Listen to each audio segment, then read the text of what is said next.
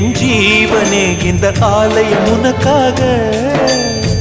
வானில் ஒரு புயல் மழை வந்தால் அழகே என்னை எங்கனம் காப்பாய். கண்ணே உன்னை என் கண்ணில் வைத்து இமைகள் எனும் கதவுகள் அடைப்பேன். சத்தியமாகுமா? நான் சத்தியம் செய்யவா? தொடு தொடுவெனவே வானவில் என்னை தூரத்தில் அழைக்கின்ற நேரம்.